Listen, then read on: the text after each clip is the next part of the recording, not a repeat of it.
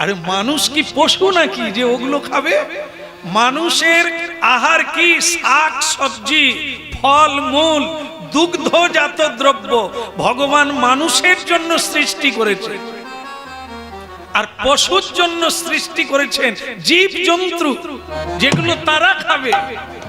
ওরা ফলমূল খায় না, কিন্তু মানুষ পশুর খাবার খাচ্ছে।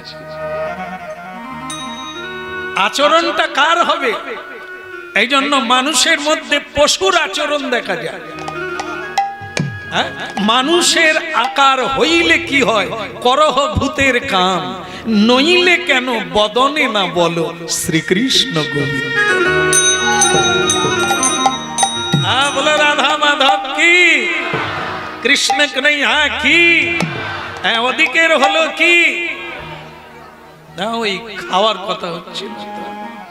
তাই জন্য দুঃখ পাবেন না যে কারো খাওয়া নিয়ে কথা বলাচ্ছে। যে যা খাচ্ছেন খাবেন, যে যা করছেন করবেন, কিন্তু যেহেতু আপনারা হরিনাম শুনতে এসেছেন তো এগুলো শুনতে হবে।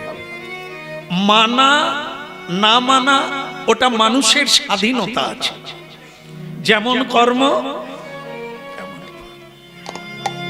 কেউ আনন্দে সিরিয়াল দেখতে পারে, আর কর্ম যদি ভালো হয় জেলে গিয়েও বসতে পারে। যেমন কর্ম তেমন ফল। ভগবান হরিনাম প্রচার করতে এসেছেন মানুষের কল্যাণের জন্য। মানুষ সেটা নিবে কিনা তার স্বাধীন ব্যাপার, কিন্তু মহাপ্রভু বলে গেছে আমরা যতদিন কীর্তন গাইব আমরা বলে যাব। সাধুরা বলবে, তাহলে মানছে না তা না। আপনাদের এই হরিবাসরেই আছেন অনেকে তিলক দিয়েছে, বাড়িতে প্রসাদ ভোজন করে, ভগবানকে না